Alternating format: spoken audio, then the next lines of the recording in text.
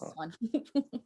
So what, Yeah. you're Greek then, so half. Yeah, half. So my mum's English, Yeah. hence the accent, and my dad was Greek, hence the look. Okay. So yeah, I've got a brother out there as well, and my mum, they're living out there at the moment, working. Hopefully, I live on a tourist island. Do you know Skiathos? Oh yeah. Yeah, I'm from there. Don't know what I'm doing here in the UK. Ask We myself that every day. But me me and Siege Callum we went, where did we go again in Greece? Rhode Island. Rhodes oh Island. yeah, nice. Yeah, It's a tourist destination out there. So how did you find it? No, it was very good actually. It's very nice. Like Yeah. I like to go back to Greece soon as well. It was very nice holiday and everything. Yeah, it's idyllic. It's idyllic. I mean, I have the best of both worlds. I can't complain. I work full time in the UK. I've been able to work here since 2012, and then I have the idyllic place to go home to. So I can't complain. I've got the best of both worlds at the moment. Yeah, so it's all mad. We're all back in the UK all at one time, and there's a lot of mad events happening recently. So yeah, what? Talk to me. What's going on, obviously, with Sarah Everard case and protecting women? What's your thoughts on that? I'm shocked, but I'm shocked because we're in an era where this shouldn't be happening. This has been happening to women for so long. Yeah, and it needs to stop. Something needs to happen. You know, being a woman myself, I feel unsafe. I feel more unsafe now because she did all the right things. She did all the right things, as society says. You know, she wasn't wearing anything too revealing, even though if she was, that shouldn't have been a thing. She was on the phone to her boyfriend. She was walking home in a lit area, and this happened to her. And even now, my car is literally just parked outside my house. But even when I go out in the evening, I'm like, you know, I've always been like that, but even more so now, because it just reminds you, doesn't it, that these people are out there, these weirdos are out there, and you can't predict when it's going to happen to somebody, you know. And it's close to home. I don't live that far from Clapham. I live in Surrey, but it's not too far away. And it's, you know, I've worked in Clapham before, and it's worrying. It's worrying, to be honest. Do you know what's so mad as well? It's so close to home for like me and Javen, obviously. Like if you remember, Javen, we used to kick ball there in Pointers. Do you remember? Oh yeah, we did. Yeah, we did. We actually used to kick. It's literally like 10 minutes away from me. It's not too far from you as well. So for that to happen so close to home, like it's scary. Even for obviously as a guy I'm speaking, but even for like it's so close, it can scare anyone. Do you know what I'm saying? Because we used to walk up, like we literally, it's right at the bottom of the McDonald's. We used to walk up and down that bit all the time. Yeah, I mean, the thing is, unfortunately, it can happen to anyone who's looking vulnerable in these people's eyes. I mean, they're saying, you know, they're saying, you know, the whole hashtag all men. I don't particularly agree with that. I think it's not all men. It's everyone against these people. You know, regardless of your gender, it's everyone against these people who think they can just do that. It's society's rejects, let's say, who just think that they can get away with this stuff. And we're in this together, men and women. We're together in this, and to get the support from all these men, you know, all these people reaching out to me and other friends who are ladies to say, look, we've got your back. If you need us to walk you somewhere, we're here. Like, you know, it's just brought a community together, but it's also ripped us all apart, because there's all this sort of like there's all this argument going on, isn't there, at the moment in the media, you know, hashtag this, hashtag that. And I think social media is good to some extent, but I think also it can be really triggering and really poisoning as well, because, you know, it isn't all men. I've got some of my best friends are guys, and I know for a fact they wouldn't hurt anyone, but it's this majority of people that feel that they can get away with this, and that's got to stop. You know, the more people get involved, the more, you know, the more humans get involved to stop this, the more we can be like, okay, let's get this done. Because even when I walk down the street now, like, it might not be all men, but I feel intimidated when a guy walks past me, even though he's probably not doing anything to me. Like I said, my car's parked outside. If a guy's walking through, I will panic, even though he's not going to do anything. And I shouldn't have to feel like that I'm 31, you know? I shouldn't have to feel scared that someone's going to attack me from behind. That's a good point you had right there, because I was discussing this with my girl about a couple of weeks ago and saying, like, I was saying, it's not all, like, I don't want people to live in fear where I think it's constantly all men. But what she brought up the point was that even though it's not all men, when it does happen, it's a man, and a girl doesn't have time to like analyze the guy about, well, he's like this, he's like, no, We don't know. they don't have time to, yeah, exactly. You don't have time to do that. So you're instantly going to think like that. Do you know what I'm saying? Oh yeah, you're in survival mode. Yeah. It's sad because it isn't all men. However, it's most of them. We don't know which one it is. They haven't got it written on their head. Yeah, exactly. Yeah, exactly. Yeah. You have to just be aware of everybody, which is so sad. And the work. Sorry, the worst thing about that is as well is like, normally, there's sometimes you can just get a hint of what a shady character can kind of look like, and it's like it could actually be anybody. It could look like the most. Oh yeah.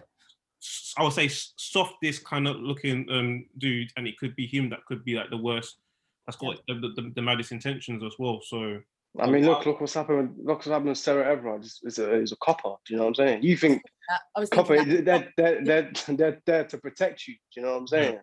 Yeah. So it comes in literally all shapes and sizes, and it's mad times. You know what it is? Honestly. So you see with this not all men thing, what I'll say. So obviously I've been on social media recently, and I've seen like the backlash, because now it's now getting into like a beef thing between like some men and women, some celebrities. Like I don't know if you saw it, but Davina McCall said something. I've heard about it. I try and stay away from. Funny enough, ironically, I try and stay away as much as I can from that stuff, because I just, it's poisoning, isn't it? Like, but anyway, I've heard of it, but I've not looked at it. So it's not. So with this. Obviously, so there's obviously a lot of a conversation that needs to be had. So I would say like there's a lot of explaining to be done from the women to say, listen, how you look, how you girls like feel, and I would say like it's for men to understand, because I don't think we fully understand what it is that's going on, and there's some of our fellow guys are doing some of these crazy stuff, and unfortunately, ladies now lost their life because of it, but.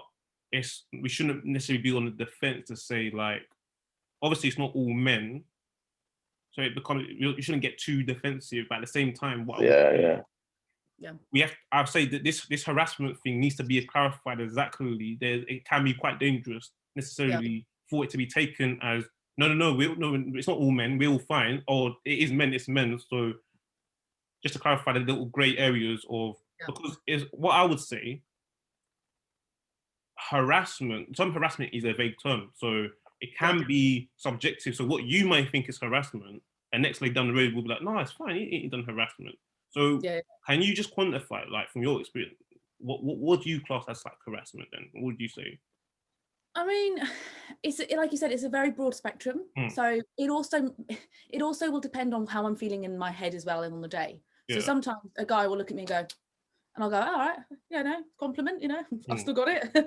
Then other days I might be like, right, what the hell was that, And unfortunately, I think it also does depend on the age and the guy's look. I mean, I'm going to say we are a judgmental species. We are, and for me, it would be looking at me like, or, looking me up and down, or I've had some experience where somebody's tried to take a picture of me and I've just been like, what the hell, what are you doing, and me being me, I'm quite cheeky, so I just kind of went to like annoy but it does make you feel anxious, it does make you feel worried. Another, for myself, in my own experience is a lot of harassment I had in school. I had some assault happen to me when I was at school, and going on to a topic which I think is quite important to raise in this situation is nobody believed me because I was quite a troublemaker.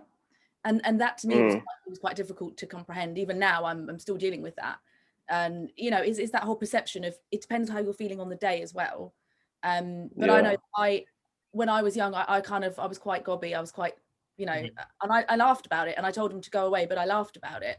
And for my peers, they thought I was fine, but I clearly wasn't. For me, I'd say harassment can come in different shapes and sizes. Going back on the topic, as you said, for me, it's kind of looking at me and not looking at me, if that makes sense, kind of just staring into me. Touching, I'd say as well, I would perceive as harassment. It's kind of like, I didn't give you permission to touch me. Don't do that, I guess online as well, you can get that online now as well, online harassment, like, show us your boobs or whatever, you're a girl, so you must be doing that, and you're just like, no, again, it's that whole cliche, my body, my choice, just because if I wear a nice outfit, it doesn't mean I'm asking for you to, ask me for a picture. It's just, there's that really grey area. And I know that some people, you know, some people's culture, some people's like background might come into play here about what they feel is not harassment or is harassment. However, if someone says go away or no, that in any language should be obvious that it's not okay. Yeah, of course. I think in schools, going back to the topic of schools, I think there needs to be more in schools at the starting point of people's lives, learning about what is consent, what's harassment, what is okay, what's not okay, how to report it.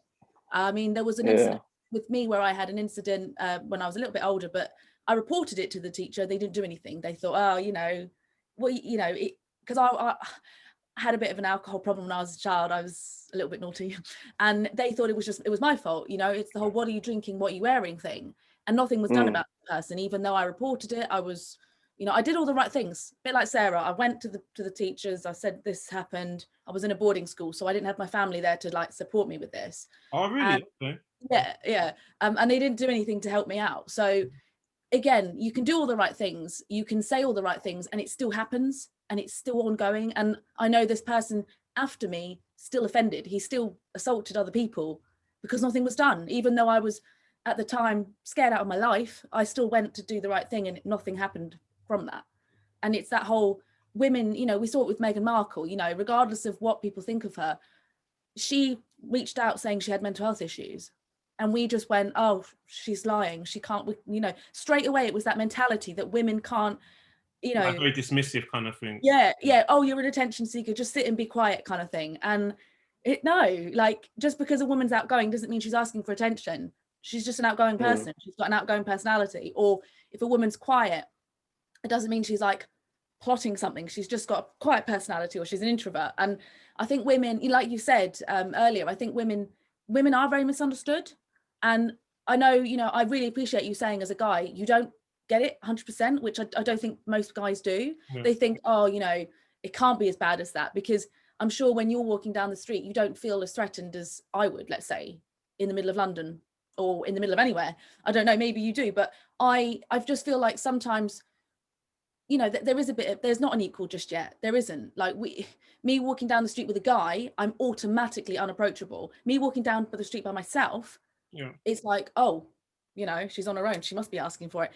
I shouldn't have to walk down the street with my guy friends all the time. You know, I should be able to just walk with my headphones in my ears down the street, do whatever I need to do. Once I get into my car as well, I lock the door straight away. I don't leave it open. And I feel like that's not okay. I shouldn't have to sit in my car like barricading the door, just in case someone comes over to me. And nights out, we can go on to that topic as well, you know, going back to normality when it does come out. There's so much going on nights out. There's so much, you know, vulnerable women, well, women in general get picked out a crowd, and, you know, unfortunately, date rape, drugs, things like that, they're still alive and kicking, and they'll still be there when we come back out of lockdown. And something's got to be done. And I think the more guys and the more people around us that support us, the better. It's a bit like with the BLM, the Black Lives Matter movement, like the more people that support that, the better.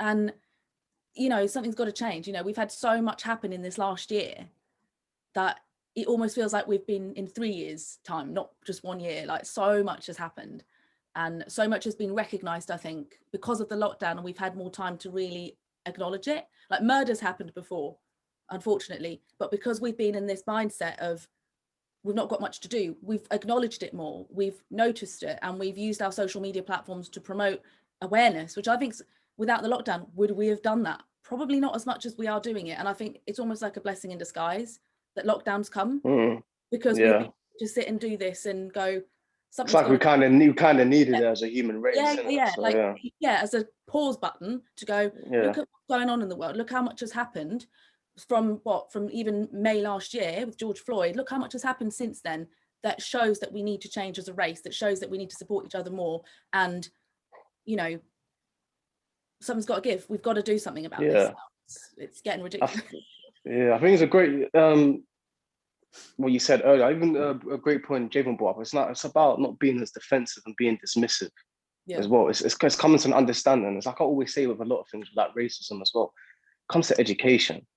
And you know what I'm saying? You need to be open and willing to do that. It's like, because you said you brought up an incident back in school where you was assaulted. Obviously, if you want to go into details, that's fine. But it's like, you know, even before second school, in the playground in primary school, you'd run around and touch each other, you know, like or you slap each other's, you know, you might slap each other's bum or something like that, and you think, oh, they're kids, it's innocent, innit? Yeah. But it's like, you know, something like that, like where you might slap another kid's bum when you're in primary school or something like that. Yeah. It's like the action might be innocent. The action is innocent, but like the intent behind it is like, well, what makes you think you can just touch someone without their consent? Do you get what I'm saying? Yeah. So it's like when you go, it's like when you go up, you need to understand it's not okay just to touch someone like that. Even though sometimes, like I said, I could take a little tap on the shoulder or bum. It's like the action might not be malicious or anything, but it's the intent behind it. What gives you a right to do that without the person's consent? Yeah, sorry, carry on. You were saying? No, that's all right. Sorry, if you do that enough, you grow up to be someone who thinks that's okay. So, exactly. Yeah, exactly. You think it's okay. You know what I'm saying? Otherwise, I think you know what is because at the earlier years, obviously, like you're developing in primary school. I would say like, so obviously, I'm not gonna lie. In primary school, I've done that.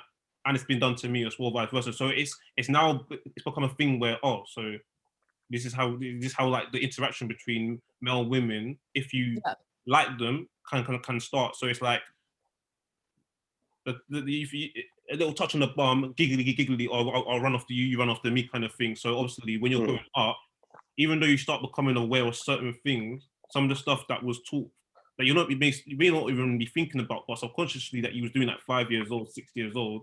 Yeah. There's still fragments of that in your like arsenal of behavior, and then you're gonna 100%. Yeah, you know what I mean? Yeah. I think when you're young, when you're a youngster, when you're 5, I feel like, you know, you're gonna do, because you've got children. People want to experiment. You know, that's just in our nature, and that's understandable. This person that did this to me was not 5. We were in 14, 15. Yeah. He should have known better. He was a popular guy in our class. I wasn't. I was rejected by a lot of my peers because I was very outgoing, I was very different, and they didn't like that. Okay. So this guy, he used the narrative that I was an attention seeker and that I was not going to be believed. So he could do that to me. And it didn't just happen. It wasn't just a tap. It was like a stroke on the leg to a grope. It was quite aggressive, you know? And I remember saying to him in class, stop it. Don't, you know, and it was embarrassing for me because it was in a lesson. And I was 14, obviously at this age, you're not thinking about that kind of stuff, but you know in your gut what's right and what's wrong. And I remember thinking, I don't like this. And I remember like moving, and my friends at the time, they didn't tell me this, but I found this out like a couple of weeks ago. They knew that it was happening. They knew that he was a bit of a perv. He was doing it to other people, but because it was me, they didn't do anything to help me. And that's been a hard pill to swallow. Yeah. The odds are stacked up against you, like even from the start, because like you said, he was the popular kid in the class and you was rejected. So do you know what I'm saying? Yeah. It's sadly, because you said you went to a boarding school. So if instantly I think, oh, boarding school strict, like they're gonna be on it. So it's sad. It happens in all places. It happens all walks of life. And you know, the guy later on, when I was a bit older, he was a popular guy. And I think it's a bit, let's go to Jeffrey Epstein. Let's go to people in the media who were popular and liked on the outside. They use that power to then manipulate and get in that position where they can do that to vulnerable people. For me, I've always had mental health issues. I've been honest about it since day one. I'm not ashamed to say I've got that. And that was used against me too, because I was vulnerable. I was different. I acted differently. I behaved differently. I had different quirks that many people didn't understand. And of course you can. Is that like, so was it like a case where, so obviously you said that you have like your mental health issues. Is it a sense that it was used just to say, oh no, it's not really what she's saying, it's because she has like mental health issues, which is really badly being used against you.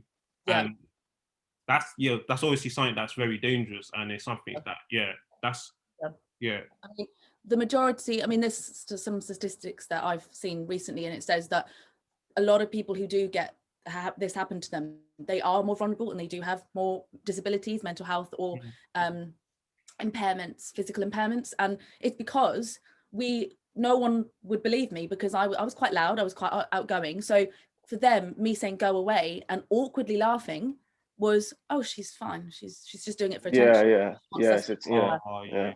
Do you know Do you see what? what I mean? yeah. Do you know what it It's is? so common that you hear it all the time. That stuff. I will say I get that, and that's where there could be a lot of problems, because so obviously with some guys, and this is where it's a lack of education, because some guys have been taught this idea that, oh, so when you're doing something that's a bit kind of naughty like that, and then the girl's laughing off and saying, oh, go away and stop it, it's like they're probably thinking, oh, so she's enjoying it, but she's pretending that she's not. So it's like an invite, okay, do it, and it's like. I see where you're coming from. I see where you're coming from with that, but the way I would move away and jolt away, look at him, it was very clear, because I can understand that completely, and that was always something that could have been misconstrued as, oh, she likes it, but no, I was making it very clear, looking at him like, do not, and I would move away, and I would always try and like not try and sit near him in lessons, and he would always find a way to sit near me. He knew I didn't want. He knew it. Like, do you know what it is? Do you know? Sorry, go on. Sorry to interrupt you. Do you know what it is as well when you hear guys doing stuff like that as well? It's like they know in the back of the head, it's like, I'll probably get away with it anyway, because the whole notion, oh, boys will be boys. He's just having a bit of fun. Like, come on, he's young, blah, blah, blah. That type of rhetoric, innit? Do you know what I'm saying? And it's like, even when you said, oh, when he was touching you, groping you, yeah.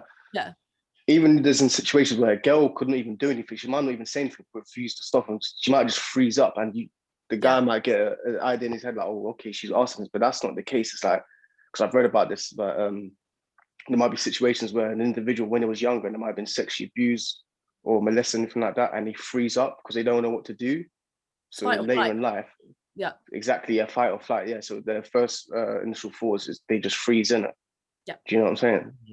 So it's not even always like you should understand that the body language as well. Do you get what I'm saying? That's it. The triggers. I think in schools they should teach you that. They should say, look, they need to. I don't know why they haven't. I think it's the whole thing of ask for consent. If a guy, I can understand hormones. I get that. I've been a young person myself once, and I can. You're still young, man. You're still young. Do you know what I mean? Like, I understand hormones sometimes get the better of people. If you're doing that and someone says go away, you then should ask the person, is this okay? Do you mean go away, or do you know? And maybe try and look at it and try and investigate. And I think that's the thing that they need to teach in schools. That yes, hormones might get the better of you. You're young people. That's understandable. That's a given. That's nature. You can't stop that. However, if you're in the position where the girl says go away or the guy says go away and you still do it, you need to question the person. Are you okay? Do you want this to carry on? A bit like an adult would, who's got respect for other people. And from what I gathered, this person now has still not got respect for women, and there's still an issue, I believe, with him. So, it didn't stop there. And that's the problem as well. It doesn't just stop there. Young boys don't just stop being around at a young age. They grow to be men, and they grow to be dangerous, and they grow to be scary, and they grow to be strong. At this point, he was smaller than me. I could have given him a few, if I needed to. Now he's like tall, he's 6 foot, whatever. I can't, there might be someone else who's not as lucky as me. And do you know what I mean? It's that as well. There's teaching someone from the core to say, is this okay? Do you like, because this is how I'm going to say the word, I'm sorry, trigger warning. This is how rapists happen. This is why something like this happened to Sarah. Do you think that's the first person he's done that to? No, of course not. It starts somewhere. This guy just didn't come out of nowhere at 40, whatever, and he's an older man. He started somewhere. And he became this guy that did that to her. You know what I mean? There's probably other victims now that might come forward. And normally that's the case. Once someone comes forward about someone, it becomes a domino effect. And suddenly there's these stories, a bit like Jeffrey Epstein, Harvey Weinstein. What's the guy's name? The blonde guy, he was a bit strange. Jimmy Savile. All these people come out of nowhere, and then people can't come forward, and you think, oh my God, this person had so much power. This person was so well liked. It's normally those people that are the ones that come out of the woodworks. This guy, like you said, was a copper. He was well respected in the community. He was there to protect her, and he's part of a system that's supposed to protect people, and he did exactly the opposite. And it makes you worry. Like you said before, I can't go down the street and think, oh, there's a policeman there, he'll be fine, because you just don't know. You don't know someone's head. You don't know what mania or what you know, and I'm a mental health worker, and that kind of thing really fascinates me. I love people's minds, and I love to like investigate and, you know, nitpick at people's minds. But there is such a sinister thing to think that, you know, this is where they start off from in school. They do that. No one says no to them, or they do say no, and they think, you're a girl, what are you going to do? And they become predators. They become these perpetrators which abuse others. And it's sad because a lot of people don't come forward because of the fear of not being believed, or the fear of what's going to happen. Like, you know, this guy was really popular, let's say, you know, and when I think about it, I go into the mindset of a child in school. I don't think of it as an adult. You know, I would be scared of him now if I saw him, even though I know in my right mind, he's not going to do anything to me now. I'm an older lady. There's that fear. And I don't think these people realize how much they affect someone's mental health later in life, how much they can affect someone's head, you know. And it makes me angry that my friends didn't do anything to support. They didn't step in and say, you know what, she doesn't like it, F off. No one questioned that I was not okay. You see, so you see when you say that your friends didn't come into the store, have you like spoken to them about that like recently? Yeah. And recently, I've been like, you know, I understand. I've said to a certain friend, I understand that, you know, you had your own issues as a child. I get that. You had a hard upbringing, whatnot, whatever. But you were supposed to be my friend. And I said to her that the 11-year-old me or the 14-year-old me wants to forgive you and wants to be accepted by you. But the 31-year-old me, she's gotten on with her life, and she's learned to live without you as a friend. And I said to her, I would have been there for you. If you had said to someone, go away, you best believe that I would have said something to him, even if you did enjoy it, which is just ludicrous to think that, you know, that shouldn't even come into it. You know, if someone says go away, even if they awkwardly laugh, that might be a way of them coping with it. That might be a way of them trying to almost dissociate from it, and not, you know, for me, that was how I dealt with it. I disassociated. I tried to, you know, pretend like it wasn't happening. And I dulled it down, you know. I thought, oh, you know, people have had it worse than me. And I kept it quiet for so long because I was scared to come forward to say something. One, I didn't have any support when I was there. And two, because he was popular and he was polite. No, who was going to believe me? And this went on for 5 years of me being at that school. It wasn't just one time, 2 times. 5 years of my time at that school was taken over by him. My grades fell, my concentration fell. I wasn't doing really well in school. I turned to alcohol and other substances to like blank it out. Okay. And not once did anyone ask me, are you okay? A teacher, a staff member, a pupil. And I think that are you okay is so important, going on to the topic of mental health and how to discuss it. It is a tough topic to discuss, and it is hard for someone who hasn't had training or experience. However, those words, are you okay, can really like... it does a lot, So, you know, can I ask also, so there's also a conversation to be had, there's an issue about how a guy necessarily approaches a woman. So for me, from what I've been told, like growing up, is like you said, so most communication is not actually oral, it's actually like hand gestures, body language. And I got told it's mostly comes from like that. First, it's good eye contact, right? So good eye contact. So what would... reason why I'm asking this as well is because obviously it's about protecting women and everything. But at the same time, I feel like now this has come up since Sarah, a lot of people now, and some guys that may have not had bad intention, can now get caught up in something crazy because now it's being clapped down on, and rightly so, because it needs to, because something needs to change. How would you, as a woman, like, I think you said earlier on, like, there's some signs, but how would you say to be for a guy, because something to look out for, to say, yes, you can probably approach this woman as the initial step? What would you say that they should look out for as like the key? Because I think that's important. Well, I'm going to give you my experiences. If I like someone, I'm quite a go-getter. I'll make it really clear because of exactly that. Because I know men who aren't nasty people. I'm not going to swear on your show. They... Oh, swear. It's fine. Okay, fine. So men who aren't arseholes, they, like you said, they need to know the right cues to be able to approach. So for me, it would be I would make eye contact. Yeah. And I'd smile. Yeah. And when you show your teeth and you show you're relaxed. So if I'm like this and I'm like, you know not to approach. Yeah. But if I'm kind of open at you, like, you know, my arms are down, I'm looking and I'm smiling, that for me would be a cue to say, come and approach me. You're I'm cool, you're cool. I want to get to know you. And I'm quite forward, so I would probably approach the guy as well and be like, you know, hello. And I know a lot of girls aren't like that. I know a lot of girls, you know, they're a bit more reserved. But for me, I know how difficult it is on the other side for a guy, because I've got so many guy friends. I've got a brother, and I've learned, you know, guys' ways as well. Do you know what I mean? So I know for a fact it's hard for a guy to be like, I like a girl, but how do I approach? Because you don't want to come across as a creep. You don't want to come across as a weirdo. So I'm always really aware of that. So if I like someone, I'm like, I'll make it obvious that I like you, you know, you're cool. I'll look at them, you know, let's say if I'm in a bar and I'm getting a drink or whatever, perfect scenario, because that's a lot of the time where people meet. I'll smile, you know, show your teeth, because that's always a sign that, you know, it's not an awkward smile of a, you know, you're smiling back to them. And yeah, I would make it really obvious, let's say, because I know it's a difficult situation for a guy to be in. And if a guy can step up to a girl,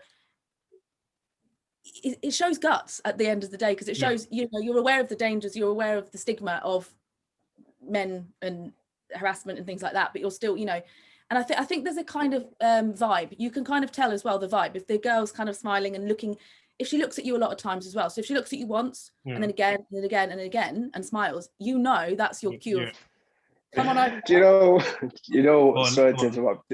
That I was clubbing with you one time in Cameo one time, innit? And this girl, she kept basically doing the same, kept looking over to me and right in my direction. This girl, yeah. But this girl, I think I remember, I think she was like heavily intoxicated, innit? So I'm like, I'm not even going to try and approach you, even though you're giving me like the signals and all that. Keep looking over. I know you're heavily intoxicated, innit? Yeah. And it's like back to what you were saying as well, but obviously giving like virtual cues and all that. It's hard because even guys today, it's like, well, what am I supposed to do? Can I even approach a woman now? Like, is that like, it's a weird thing where it's like you don't want to be stiff, but you don't want to come across as a creep. You got to try to keep it organic. Yeah. So it's like, do we need to shift in, like, do girls need to be the more that approach the guy?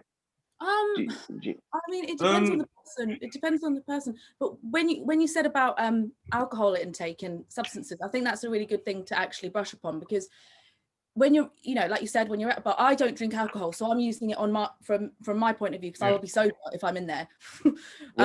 Someone who isn't, yes, of course, that isn't consent, because they're under the influence. And I'm so happy that you said that, because that's something I wanted to talk about as well, that so many people take advantage of girls, so many guys take advantage of girls when they're under the influence.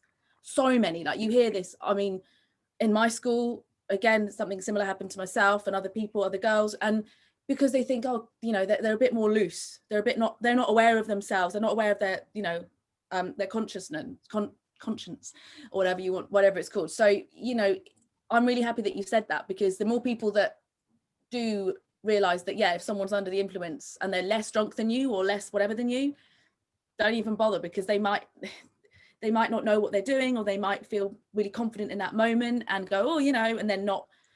Do you know what I mean? I would say for that, take their number or something, and then maybe contact them again if you're still interested in each other when they're sober, because then at least then you've got an organic, like you said, an old school organic meetup, not just a oh, I'm drunk, you know, I'm under the influence of something, I'm going to just be. It can get a bit technical as well, because you both individuals could be under the influence, you know what I'm saying, and then the next day happens and it's just a madness. But sorry, I've been in a situation where, like, at first I thought the girl was fine, and then I realized no, she's moving a bit mad because she's been drinking too much.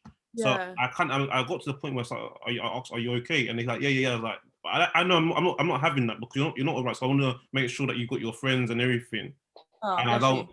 So obviously, I think that's important. So know the limit.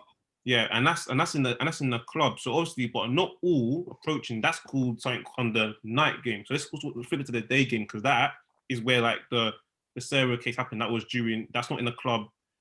Would you say, is it ever acceptable? Because people done it, and it has been. I have seen cases where it's been all right. Not me personally, but other people. Is it ever acceptable to approach someone, a girl, that's got earphones in? I wouldn't say so. No. You want to say so?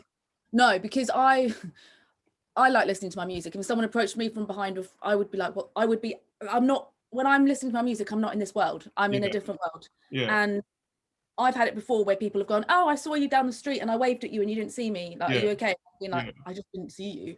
And I think that's something that, you know, I don't walk around at night with my headphones in anymore because I want to be completely alert. When you have music in your ears, you are taken to a different dimension, you're taken to a different world. And at that point, when you've got music in, it's almost like saying to the general public, I don't want to be bothered. I am in my own world. Exactly. So, that's I think that's for everyone. I'm like unapproachable. When I put my AirPods in, I got AirPod Pros, they got noise cancellation. So when I'm on the road and like, I can't really hear traffic. Like when I walk into Tesco's and walk out of Tesco's, you know, getting the people that try to sell you like to do paintball and anything or anything like that. I'm making sure like I do not approach me. I've got these in. I can't even hear you. Do you know what I'm saying? So I think it's a good question you asked, Javen, isn't it? No, I just wanted to. The reason why I'm asking this because I think it's very important just to clarify, like for example, because that's another thing. So one of the signs that educate men is to try and like, because that's something to do with. That is not even to do with necessarily non-verbal or communication. That's just that your default setting in that moment where you've got something in your ears, which means that you can't just hear if I say hello or something like that, or you're not anything to try and grab it, unless I kind of like go in and like kind of. So I would say approach from the front. If you know the person and you know they're comfortable with you, if you see them, try and if you are going to try and stop them, try and go from the front so they can see you coming towards them and they can see you waving and they know it's you and they go, oh, I know that guy. Okay, hey girl, hey man, how you doing? Whatever. I've had friends before who've been coming from this side, and I've noticed them. They've noticed me, and it's been a mutual discussion, a mutual stop, and you know, hey, I know you. But I would say if you don't know them very well. And well, if you do it or you don't, I wouldn't approach someone from behind because some people like me, I've got if someone like taps my shoulder, I'll automatically try and hit you. So defense mechanism. It's a fight and flight. I've done it before to my partner. He's like done this, and I've gone smack right in the stomach, and I've gone, I'm so sorry. I was in survival mode, and a lot of women, unfortunately, we are. And I apologize. I was like, look, I'm really sorry, I didn't mean to hit you, but. You know, it's that whole, you know, and I've had friends do it to me before as well. They've gone like, hey, from behind. And I've literally gone like ready to go and smack them. And it's really scary for them as well because they're just like, whoa, calm down. And I'm like, you know, but I'm in that mode of rage. And that's one way of somebody coping with trauma or somebody coping with past assault. So for me, it's to fight. For someone else, they might run away or they might, like you said, freeze or start crying. And that again, it's traumatic if someone comes up from behind you. And you know, I still hate it now. Even if I'm walking down the street, a busy street, and I've got people behind me, I hate it. Even though they're not doing anything. And it is mostly men. I can't lie. It is. If a woman's behind me, I'm just like, you know, it's just another lady. And a lot of the time, if I'm walking down the street and it's dark and I see another lady, I almost feel at ease. If I see a guy walking down, I'll literally be like, my keys, like, you know, ready to attack. And it's so. It's scary. I understand. I completely understand that because to me, so you asked this question and you don't know about us. So me personally, like, especially at night, like I don't like people coming from that are behind me. I don't like what I can't see. Yeah. If you come from the front, if you're coming from the front, I'm more necessarily all right. I don't have earphones in because I need to be alert. I need to have the wing mirrors and everything. It needs to be screaming going on around me. Kind of thing. What was I going to say? This is my definition of what I thought harassment is, and feel free to disagree, but I'm just going to be honest. That's what I thought. Sure. Obviously, to me, I think the thing we can't necessarily common sense because sense can be, but for me, I like to say, if you was to approach the person as the initial thing, if they say stop, go away. That's when I know when to stop. But just taking an initial step to me was kind of like fine until I get a sense of they're feeling awkward or otherwise, if that makes sense. Yeah, it does. Yeah, I mean, I think because you're a good guy, you see the world more of how I see it. Do you know what I mean? Like you see the world differently to say someone who's a creep. Like if someone says go away, you know. Yeah. It's go away. There's nothing in between that. Even if they're and I will say this to you, if someone is saying, oh, you know, leave me alone, try and investigate it. I know it's a bit of a taboo. It's a bit difficult to do that, but always try and investigate it because it might be that they're flirting. It might be because they're flirting and you know, stop it. but you need to investigate it. You need to make sure that that's the case, because I've done it before where that's some girls. I get quite shy, especially when I'm in a situation with a guy, because I'm just like, oh, I get scared. And one of my things is to say, oh, I kind of awkwardly laugh. And I wish someone had said to me, are you okay? Like, are you cool with this? Because it is another way of coping and getting away from the situation. Because you don't, believe it or not, I don't really like confrontation, especially not with men. I've got my own fears of that. So my way of, instead of saying, I'll say, oh, stop it. I'll be a bit more coy about it because I'm scared. And that is a fear thing. So I would definitely I would definitely say, if there is a situation where you're with somebody and they say, oh, stop it, try and investigate, be like, are you okay with this? Look, and always make sure that you say, if you're not okay, we can stop. Yeah. Or if not okay, yeah. Or if you're not okay, I'm not going to feel bad. I'm not going to make you feel bad, because I think some girls feel under pressure to do stuff because they feel like if they don't, the guy might not like them. He might not be interested. There's a huge culture at the moment, obviously with Tinder and that. I think I was lucky. I just missed that generation. I think we all did, actually. We just missed that cyber generation. We were just in that middle bit where they wasn't always online. Like when we were growing up, when we were teenagers, we were like outside playing. I'm sure you guys were as well. But now you see teenagers as young as 14 swiping and doing and whatever. And it's so dangerous, because online people can have this persona that they're really like confident, and then when they're in front of someone, they could literally shit their pants and be like, and be shy. And sometimes online you can be anyone you want when you're online. So when you're in front of them, you can be like quite shy. And this person who's been talking to the braver version of you can think, oh, they're just doing it to be all coy and cute, because there's this whole game, isn't there now? Well, there always has been this game of, the girls kind of, the prey and the guy's the predator. And he's a hunter, so he's going to chase. Naturally he's going to chase, and the girl's going to, be like the prey and run away. And I just don't believe in that crap. I just think that's so outdated. And do you know what I mean? Would you say then, like, obviously, because at the end of the day, so like I said, we need to be able to be educated. We need you to protect like women as well. It's very important. So so obviously when we like this laughing it off thing, and I understand some people's way, everyone's, because at first, not necessarily about this kind of thing, but in general, I used to think, because when we said we was taught from young, you don't laugh in a bad situation.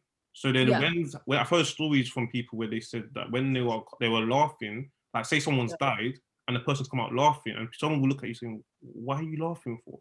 Why are you laughing that someone's lost their life? And they've come out and said that's their way of coping with it.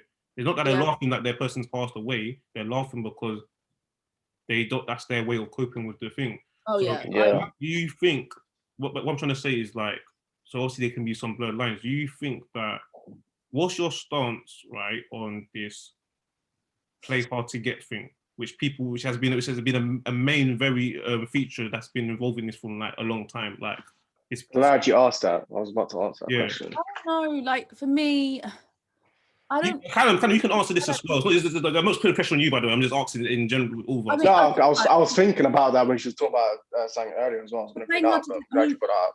Personally, I don't know. Like, I personally don't know how to feel about that, because I feel like I said, it's that outdated, women have to sit quietly and not say anything, and the guy does all the chasing. And I don't agree with that. Women can be badasses too. We can tell you what we want. We can be in the front seat as well. We can drive, And I think in this modern day and age, I think it should be equal. It should be 50-50. If I'm interested, you're interested. Listen, I think that will make things 100 times easier, so we just know. What are you going to say about that, though? What are you going to say? Who, me or Callum, yeah, I want to see. You said you was going to say something. No, I was going to ask a question to her. I also wanted to see her perspective from it. That's what I was going to ask. I just don't know. Like, I think that, like, my mum's of that era, right, where she's great. She's really supportive, but she's from that era where the woman sits pretty. She wears respectable clothing, and she waits for the man to come over, kind of thing. And I'm just not I just don't think that that's fair on women. I think that it's done. We shouldn't be sat there quietly smiling. We should be as equal as each other. And I hate the fact that it's not yet. I hate the fact that there's almost that perception of women should be sat quietly playing this game of, cat and mouse. It's just, Yeah, I So think it's so I think it's starting to be. Sorry to interrupt you. I think it's starting to alright. be more common now. You're seeing women like that these days as well. They're coming more of the dominant figure, not Yeah, even in just relationships, but even in their careers and all that. Like they're the breadwinners and it's like I'm the one's making money. I'm this boss, you know, bitch, whatever. Do you get me? It's like there is a slight shift in culture. You know what I'm saying? I think yeah, we're far away from it, but I think it is slightly changing. getting I there. think that We're getting there, you definitely. were getting there slow. It's slow, yeah. Yeah, But we all need to be in it together in that type of sense. You get what I'm saying? It's just about, it's like I always say, education, education, education. And you gotta be willing to be educated and Yeah. open up your mind to these things, in it, man. Because we're living in a different day and age, man. Honestly. that's We're it, man. living in a different day and age. Where you might get away with something, you might have done something, you might have got away with it 10 years ago in the noughties or the 90s. Now we're in the What are we? I was about to say in the tens, but we're in the 2020s We're now. in Like, 21st century, aren't we now, apparently? yeah, we're in the 2020s. Like, honestly, it's all mad. But what I was gonna ask as well, like, what can obviously there's like a big case we're having with Sarah Everard. What can we do as a whole to, like, not just men, but just everyone? What can we take from this? What can we do to learn from this and do better, man? Because like you said, obviously, when you were younger, that your friend was what happened to you, your friend was was she showing like complicit behavior, or she wasn't? Yeah. Do you know what I'm saying? I do. I think that's a big thing. I think if you see something that's happening that, you know, let's say if you see a girl walking down the street on her own, keep an eye on her, you know, keep an eye on her, make sure she's all right, you know, ask her, are you all right? Like, you know, within reason, of course. If she seems unapproachable, I wouldn't approach. But yeah, if you see that she's like looking behind her shoulder, and she might be getting chased by someone, she might be being harassed or stalked by someone, don't be afraid. I think in this day and age, especially in the UK, I think in Greece it's a little bit different. I'm not saying they're perfect, but we're more open to approach a stranger and be like, are you okay? Do you know? Yeah, like you're right. It's true. If I go home, you're right. I can ask someone to use their phone. If I haven't got a phone, I could go into a shop and be like, hey, can I use your phone? And he'll be like, yeah, sure. But here it's almost like, especially I think in London, in the area that we're living in, it's very like, you know, you're on the underground, you're really quiet. You see something going on, and it's a very British thing, I think, that we're like, don't look, don't get involved. And it's that confrontation, that fear of confrontation. That mentality. It's like, ain't got nothing to do with me. Like, and I think the more keep people it moving. that say, do you know what I mean? I think the more people that say, you know what, hey, that's not okay, the more we're going to have this movement, like you said, all together, of people not doing things because of the fear of people standing up to them, because all their life no one has said no to them, you know. Passers-by, I see it all the time. I've heard you know, I'm going to use this as an example, domestic abuse. Let's say you've got the situation where someone's in their house or someone's outside their house having a fight. Everyone automatically closes their curtains and shuts off, because it's easy to do that and confront the problem and potentially help someone. I know it doesn't mean that people are bad. It just means that that's how we've learned to, like, get through it and almost deny that it's happening. And the more people that actually get involved and say, you know what, this is not okay, or, you know, are you okay? Can I help you? Tell the person who's clearly being asked to F off.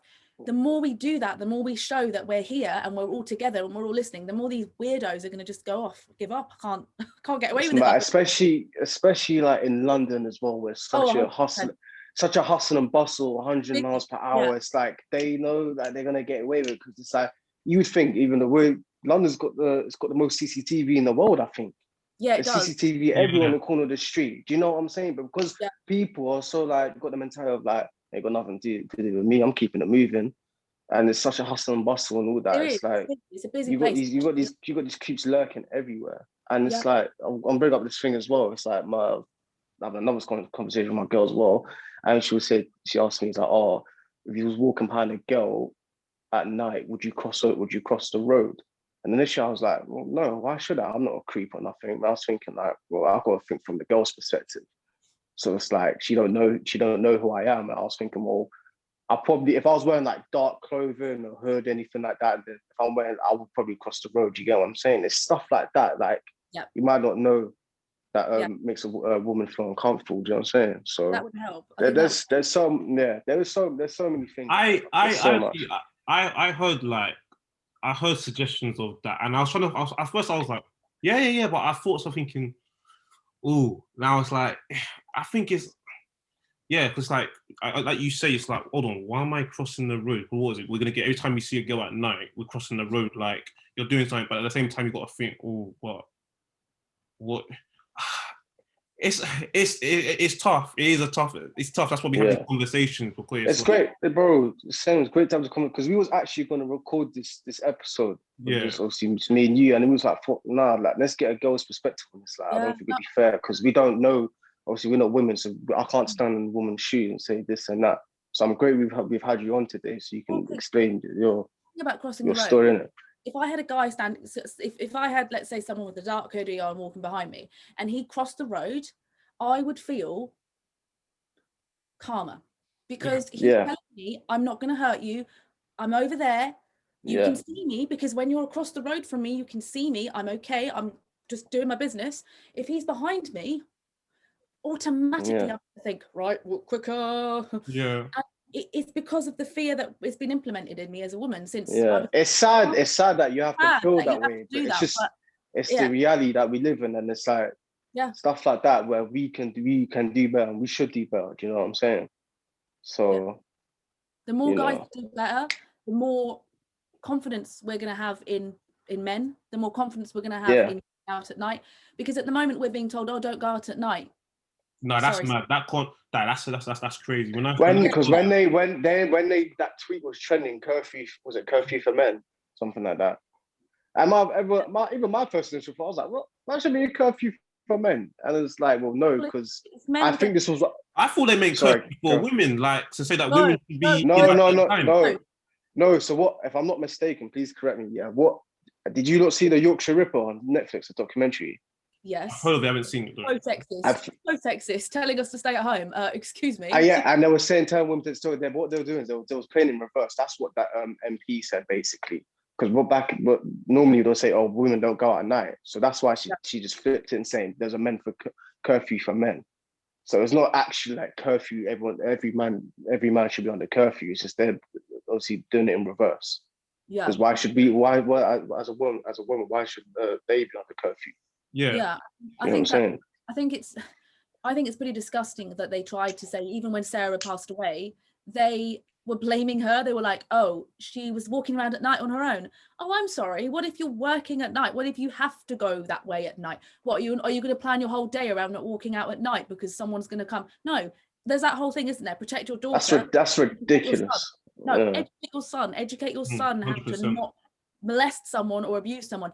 Girls should be allowed to walk around, outside. And I'm going to say this, from the age go till the age I'm about 90, I'm still going to feel scared walking around. I don't think I will. And that's horrible to think that all my life I'm going to be scared to walk out at night. Why? And my daughter and my nieces and my grandkids, they're all going to be the same. It's going to be that thing that, and hopefully it won't be like that. But I'm sorry, but I think it will, because there's going to be that natural fear that's going to be instinctual in me that I'm going to pass down genetically to my daughter, and without her knowing it, she's going to be scared to walk around at night because all the dangers and stuff that are out there. And everyone keeps saying to the girls, there's this out there, don't drink, don't wear this, don't go out at night. They're always telling us how to do things. No, stay on the main road, this and that, blah blah blah. Yeah, because she was doing all the right things, and she still got married, which is actually she was literally where she was, like it's a big open stretch road, main traffic. There's like a junction at the bottom where crosses over from Clapham to heading into Streatham Hill. So what happened, that incident, is mad. Cause I'm thinking how that happened, because it's such an open stretch of road. Like there's always traffic there as well. Like it's mad. It's mad. The park, didn't she? She walked through Clapham Common. And then it was after Clapham Common, wasn't it, that she is ridiculous. And it's that whole thing, isn't it, that they keep telling us, they keep warning us about, even my mum, she's older. She's saying to me even now, be careful when you go outside, because she cares, obviously, but it's sad that we still have to have that discussion. Where are you going? Who are you seeing? How are you going to get home? I should be able to walk around without having to feel like that. Do you know what's probably happened? That what I'll say is that that the thing with night, they say that the crazy stuff a lot of the time does happen at night. Obviously, things happen during the day as well, but at night, less people around. So obviously, you got more opportunity to do your madness. It's dark, so it's harder to see. Yeah. So what I think the original concept came for both men and women, but where it's got because I get told, oh yeah, be careful at night. But what has happened is it's been a bit conflated. So now it's women. It's like the double barrel. So when you're at night, it's dangerous even for a man, and because you're a woman, oh no, you gotta be very careful. Do you know what I'm trying to say? So it's like times two for women, and for guys, it's single because you're at risk regardless. But if you're a woman, it's like, oh, it's even worse. You're a woman. Times 10, innit? If some guy's trying to pin you down on the road and do craziness, it's like, oh, there's no one around the corner. Everyone's locked. Everyone's fully fast asleep, and by the time the screaming's happening or something, God knows what's happened. Do you know what I'm trying to say? So I think it's been a combination of the two. Yeah, I do, and I think it's pretty bad that like we've got it way worse because we're women, because we're not strong enough, or we look vulnerable, but. That shouldn't be a reason for someone to assault us or to abuse us or to, to make us feel unsafe in our own city. She was walking home. She was walking home. She was on the phone to her partner. I sometimes call my partner on the phone because I'm scared to walk just down. I live in Surrey. I live in quite a well-to-do area, and I'm still scared because also I think when people are out and about and they see a woman walking on her own, it's almost unusual. Do you feel that when you see a woman walking on her own? Do you think, oh, you shouldn't? And I think that's a mentality that we do have, and we shouldn't have it. That she's walking on her own. Oh, do you know what it is? I say so from what's been taught, because it's a general concept, is that it's more likely that when a woman's on her own, it's either she's got a phone in her hand because she's always currently talking to someone, or she's going to the cafe. Yeah. Like, she's sitting by herself. Normally, she's waiting for some next brother to come, or a friend, or boyfriend or something. Like, and it's a concept that women don't like to be seen as socially like alone or something. They want to be by themselves. So it's not, if a guy's seen by himself, he's like, no, he's cool. He's doing his ones. It's cool. But a woman, no, that's not happening. So it's now seen as it's quite rare to find a girl on her own doing her own thing. Yeah. Which I think is really strange, because I'm a lot of the time on my own. I'm not a very social, like, I need to be out with someone. I don't feel like I should have to go out if I want to go out with someone. If I want to go by myself for a walk in the evening, I should feel safe enough to do that. 100%. You know what I mean? Or if I want to go shopping without my car and I just want to go down and get some crisps or whatever, I should feel confident. But I don't even feel confident doing that. And that's the sadness of it all. That's the reality of being a woman in this day and age. I can't even walk a few steps down there because I'm like, and I shouldn't have to feel like that. I think it also stems down from historic point of view. Because obviously, even in this day and age, where obviously women are getting more like rights, like need like Far East countries, this idea that women are not meant to be leaving the house by themselves. So, like, don't worry, you don't need to go outside the house. I've got you. We've got everything inside. If you want to go out, there's a designated driver to take you from A to B, and it'll take you back. You don't need to be going to no shop by yourself, kind of thing. You don't need to be driving no car to this destination, that destination. I've got you all sorted. So, you know what I mean? So that's the best. That's something that's still happening today. But obviously, in a country that we don't have necessarily as much rights, and some of it's where this country historically have moved on a bit. Some of the previous that they started off in the whole world is now. Do you know what I mean? So it's those lines are kind of like still, and that's why the concept comes from. Why it's like, why is she on her own? But we don't realize where it's really come from. It's come from foreign history. I was to say Greece. Like, if I lived on my own in Greece now, without a partner, without a man, they would question what I was doing in there. They would honestly question if I was soliciting sex. I'm not even kidding. That's the culture. Like you said, we're very lucky to be in this country where there are a lot of rights for women and there are a lot of things that we can do by ourselves. But we still have such a long way to go. But Greece isn't even that far away. And it's still that question of, why isn't she married yet? Why isn't she with a husband? And like you said, there's other Middle Eastern countries where women can't even do music. They can't even play music. And it's just got to change. Like, it's just absolutely disgusting how, we're in the same world. We're all humans, and some women don't have the same rights that maybe I do, even now, even in this country where it is still quite bad. Do you know what I mean? It's so difficult it would probably be a different conversation in itself and a different podcast in itself where we're going now. But do you know what I mean? It's just, I don't know. It's an issue and you don't even know how to sort it. Do you know what I mean? I don't know how to fix it. And that scares me because I don't know what, obviously the more people talk about it, the more people get involved. But again, even me now, like I said, going out for a walk, I would still be scared to do that. and that's not okay. And I'd get funny looks probably if I was walking on my own. And you know, it's just crazy how, you know, we should be a modern world now. We should be over that.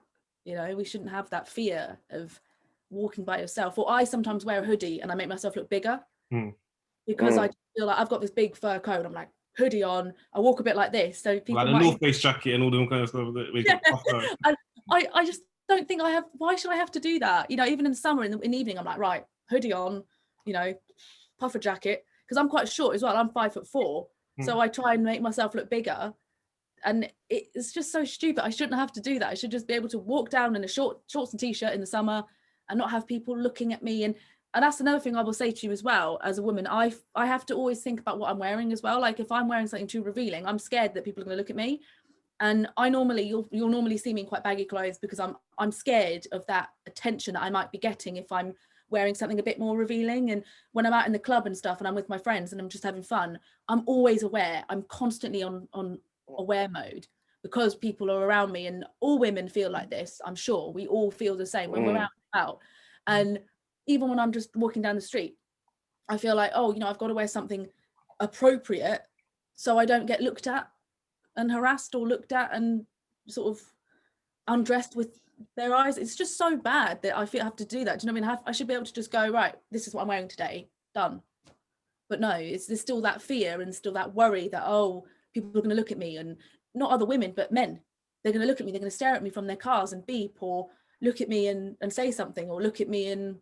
Because for some reason, it's like certain people's mentality, it's like, oh, you're inviting that type of attention. You know what I'm saying? Yeah, which is just not the. And it's not where someone just wants to look good. Do you know what I'm saying? Yeah, and yeah. I mean, there's that thing as well, isn't there? Like in school, I think there was this situation in a school recently where a girl wore a shirt or something, and the teacher was distracted by her. What? If you're distracted by a child wearing something like that, you should check yourself. Like, that's not okay. You should be looking. End of. You should be looking. We have some weird teachers in our school, bro. Jeez. Bro. Did you go telling you, fam. Yeah.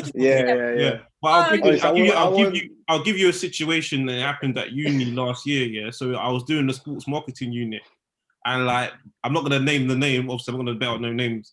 But there was this lecture. I said the unit. I'm not gonna mention the name, but the lecturer. I think you already baited man out, you know. No. It's not like that. There's different lecturers, but it's like, I think a girl was taking off her top, and he likes to bust jokes and everything. You may not even think he's old school, isn't he? He's like, he's older guy. Yeah.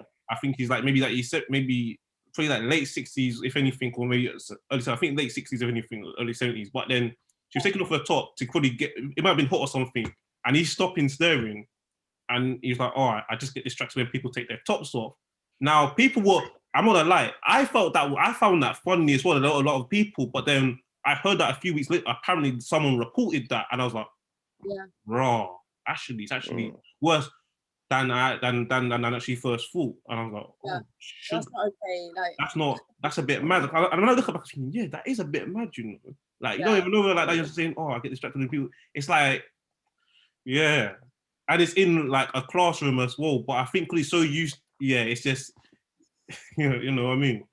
It's awkward. Like me being on the other side of that, I've had that in school where the teachers have been like, "Oh, you know, make sure your skirts are a certain height, make sure your tops, you know, make sure you're wearing a certain bra because you don't want to distract the male teachers." And I'm thinking, what the male teachers? Like, what they said to...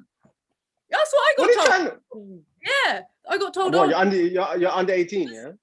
Huh? You're under 18, obviously. Under 16. I'm under 18 at this point. I'm 16, and I'm getting told it's summer, right? It's hot. I'm getting told that I have to like tie my top button up here because the teacher. You were distracted to a male teacher or whatever. I distracted a teacher in my lesson. I was thinking, what? I got really angry. I complained, and my mum complained about that. She was like, if that was a boy, and the boys were wearing like their shirts like this, they had like their trousers like brought up because it was so hot, and we had to wear skirts, we had to wear tights. We couldn't wear no tights because we might distract the male teachers. Like, look, this is bad, yeah. If they said you might distract like male students, yeah, I'll be like, that is bad, yeah. But from a male teacher, It doesn't even. We try to say what these men are nonsense or something. Like, well, I mean, a lot of schools, I think, protect a lot of teachers right. of that sort of mentality because they don't want to deal with it. It's easier to brush it under the carpet. We had a teacher in my school who was really clearly a pervert, and we reported him and no one did anything. The teachers told us off, me and my friend, for reporting this guy when we were like, he's a pervert. He had a cupboard that he used to call the Chamber of Secrets, right? And he'd be like, sorry, Harry Potter and all them things. He'd be like, oh, you're naughty. You get to go in the Chamber of Secrets. And I caught up on it, and I said to him, look, if you put me in that cupboard, I will trash it and I will start shouting. I got moved up a French set. I wasn't good at French, but I got moved up a French set because he didn't like me because I was clearly outing him for being a pervert. And he was so perverse. And the teachers didn't do anything about him. They almost let him get away with it. They were like, to me and my friend, they said, oh, come on, girls, you know, because again, we were disruptive, and they were like, come on, girls, you know, just settle down. He's fine. And then I found out about 4 years later, he actually got fired for being a pervert. Do you know what? Yeah, and do you know what? It's good that it's happened then, because normally they're the kind of people you hear like in the news, like way after you left school, and then they got done for something on this. They've done something crazy outside the school. You always see these kind of stories. So it's good that it happened. Got nipped in the bud there. Yeah, and I remember me and my friend, we punctured his bike wheel. So we had, we did this activity, after school activity called flower arranging. I was really bad at it. My friend was all right, but we got these knives and scissors to be able to cut the flowers. So we saw his bike outside, and I was like, right, let's say to the teacher, we're going to collect some flowers for this arranging class, and let's just go and stab his bike wheel. So we went and did this, and then we got into trouble, obviously, and they were like, oh, we've got a witness that saw you do it. And I said, well, yeah, he's a pervert. You didn't help us, so we're doing it ourselves. We're trying to tell him to watch out. And I mean, I hated school, but I had some fun times where I would just rebel like that. And I always was someone who knew what was right and wrong. And I knew that a lot of the teachers at that school and a lot of the guys, the pupils at that school, were predators. And when they were reported, no one did anything because they were either really good at class, really popular, or a teacher. And it was a lot of paperwork. And obviously back then there was no safeguarding measures. There was nothing like there is now to protect people from that. And it was ludicrous. It was like, this guy was clearly a predator, this teacher. And a lot of people did complain about him, but nothing was ever done because he was a good French teacher. James, what was that teacher? You said the teacher, you had some weird teacher. What was he, French? Now, I'm not saying anything about, was it like smile for me? No, but it was always them language teachers. Yeah. Language teachers. Where's the language teacher? No, when that he was like, you don't not going, you don't you smile? Back. Hell yeah, he's like, you're not leaving this class, you're not going for break unless you smile. I was there, smile like he's like, no, smile harder for me, smile, boy, smile. Oh, and then I found out a couple of weeks later, fam, he got an erection because he saw a student, one of the year above us or something like that, of a female student. He got an erection or something. Then he left. He left shortly after that. You think? Yeah, that's. Do you know what? The reason what I'll say about this, it just goes to show you, right? Even this, so police copper, school teachers, people in places of authority and trust, are equally as dangerous as someone like, not me, but like someone that's not necessarily in a certain role like that on the street. So do you know what I mean? So it's like, they're in a position of trust, aren't they? And they fail their duty of care to students because they can. They can do it. They're in a position of trust. They're in power. Exactly. It's the power. Back to the clothing thing, though. I'll go back to the clothing thing and it's a good point you said. So obviously, the concept is that's normally in a nighttime scene, so a nightclub bar. So obviously, you dress your outfit. That does give no one the right just to do whatever they want, kind of thing, of course. So it's like obviously, guys, you're not gonna come in whatever during the day, and women, you're not gonna come in whatever during night. So obviously, you're not gonna wear what you wear at a nightclub to where you're going to work. That doesn't make any sense. Do you know what I mean? So obviously, it's gonna be night. It's gonna be nighttime. There's gonna be drinks. So it's obviously the drinking obviously helps you. I know you don't drink, but it keeps you. It keeps you at ease a bit. And at the same time, you're in a nightclub. If you're single, you can approach. But that's where a lot of the issues kind of rise in the clubs, because even afterwards, when you're leaving the club, Now, you might see an opportunity to try and get to know women. Now, in the grand scheme of things, I won't say there's anything wrong with that, but how you go with the approach now, it's like if you see a girl leaving the club, it's not that you can't approach. It doesn't just mean, but because they were there, they were necessarily looking for someone particularly that day. Yeah. Do you know what I'm trying to say? So it's like, it's a tough one to like. I can understand where you're coming from. It's a tough one to. It's a difficult conversation to have. Let's say not for us to have, but if you're in that position, it's difficult to be able to read the signs and understand them. But I think what we covered before regarding just asking the person if they're okay, and obviously if they're intoxicated or clearly not with it, to just leave it and maybe take their number and text them if you're still interested the next day, because you do hear about people being assaulted when they're unconscious because people have taken the chance, taken them for granted. And the next day they know something bad's happened, they didn't consent, and this guy has just left them and got where he wanted. He was either sober or a little bit less drunk, and this girl was out of her face. You know, when girls are drunk, I almost feel like guys see that as like a green light, let's go. And it shouldn't be. It should, you know, you especially if they're off their face. I find that scary. So when I'm even when I'm just talking to you and I'm nowhere near the level you're at, I'm already suspicious anyway. I'm straight away. I'm like, no, because I'm not. You know what I mean? Because you have to be very careful and understand it.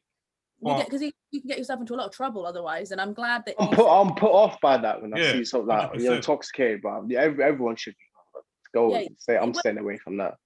Especially as a guy, you've got to have your wits about you, because if you do something and then the person accuses you, then you can't, you know, you shouldn't have done it. Do you know what I mean? So yeah, I'm happy that I'm speaking to people who are level-headed and not gonna go, that's fine. The police and harassment thing. So obviously now, like I just know some guys are gonna be like this. Yeah, let's be honest. Like, so obviously some of them want to play obviously like the hero cards. So obviously they're gonna be asking now. Obviously there's gonna be a lot of people genuinely asking, "Oh, if the girl, are you genuinely okay?" And then some guys are gonna probably be like, "Oh."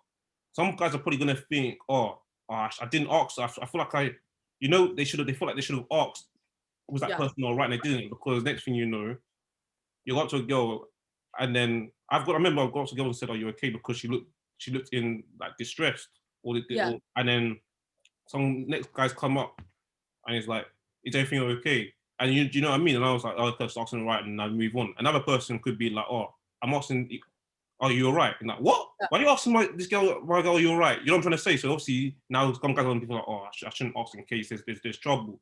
So with the police and harassment, I was watching a podcast the other day, and it's like they were saying, "Oh, should we have like undercover cops in the club? You got security there anyway, but undercover cops in a." What do you think of that idea? Do you think that would work? I'm just asking because it's been something that's been proposed. I'm just putting it out there.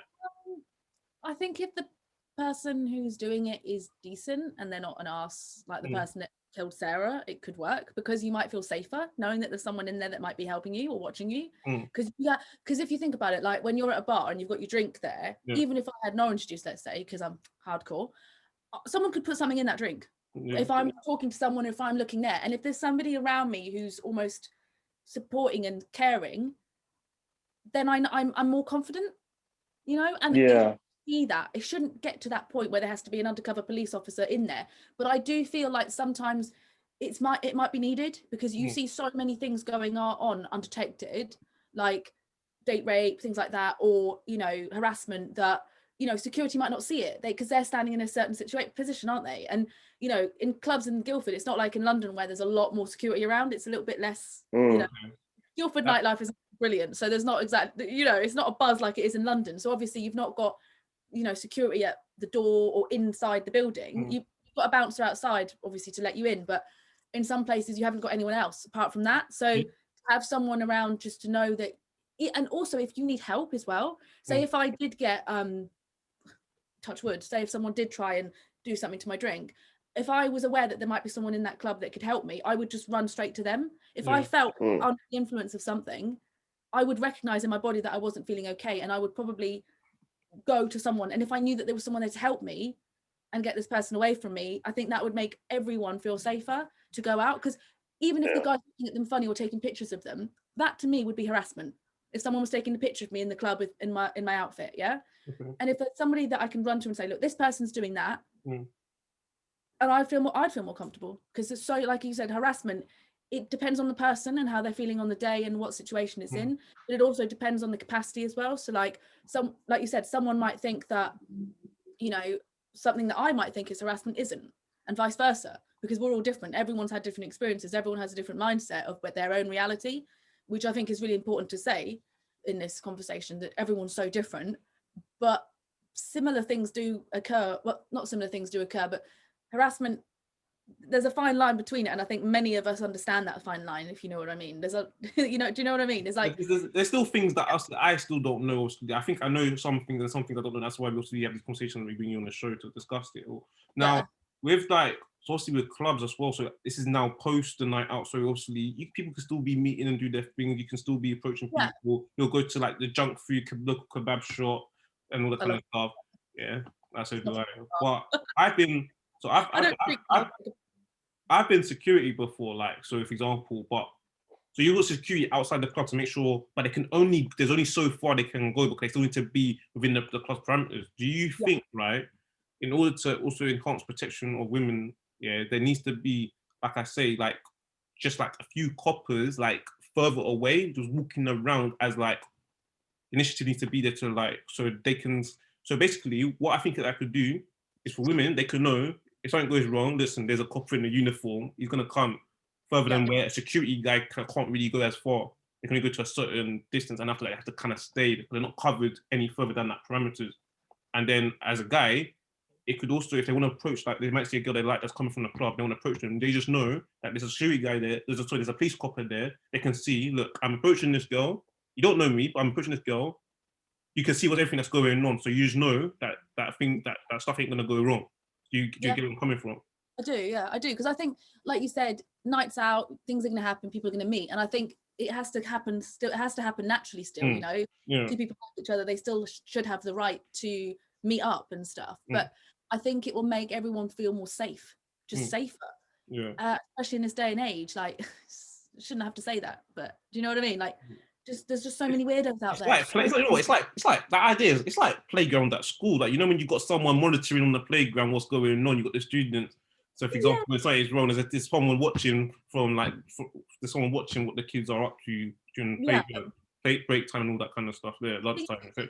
The thing is, these arsehole people who are doing this have ruined it for everyone else. That's the bottom line of it. It's the same with anything. Anyone, do you know what I mean? They're the ones that are ruining it for you guys, for men. They're ruining your reputation as men. 100%. And they're ruining our security as women. So when I say it's us against them, I mean it. Like, it's women and men against these idiots, these creeps. It always will be. But the fact of the matter is, they have ruined it for you guys to be able to have a natural night out or a natural meet up with a girl, because you're always scared because of these idiots that are out there who are going around murdering, raping, kidnapping. You see it all the time, you know. It's horrible because it's just ruining it for everyone else because they can get away with it. So bottom line is that. Obviously, so I'm gonna wrap this. We're gonna wrap this up. So obviously, I'm gonna say we'll be talking for like an hour. One thing I was gonna. What's that? We'd be talking for like more than an hour. We started at 5:30. What I would say, of course, this case is still going on. So obviously, there could be another further conversation. There could be like a part 2. It could be on the class 2, you know. But what I would say, one thing I've taken, like, is, I'm glad thank you for sharing your experience. I would say, like, I've taken some ideas. So like, sometimes I could think about, maybe asking women issues or right issues doesn't look comfortable if I'm walking at night. Not that I do necessarily normally as a standard procedure, but if I'm walking and I happen, because you naturally, someone's always in front of somebody, so there's always someone going to be behind someone. So if a girl's in front, maybe think about looking like I'm, you know, kind of crossing the road. You know what I mean? Just at discretion. It shouldn't be that deep. There's only 2 of us. No one's around. Just go across the road. Make sure that she doesn't look like she'll appreciate that. Even if she doesn't know who you are, take it from me, she'll appreciate that for you. Like, it'll be appreciated even if you never speak to her. She'll know that that's what you're trying to do, and she'll be like, this is a good guy. Yeah, he's doing that thing, he's doing his thing. Brilliant. I feel more comfortable, confident, because you can see him. You know, and I think I'm glad that you've learned something today from me, because I do like to talk a lot. So I'm glad that's what we want to do, though. We want to learn, we want to listen. Thank you. I appreciate that's. And I've learned from your side as well that you know, from a guy's point of view a little bit as well, you know, it's give and take. I've learned a little bit about how you guys are feeling about when you're in the club and when you're doing stuff that you naturally should be doing. Do you know what I mean? And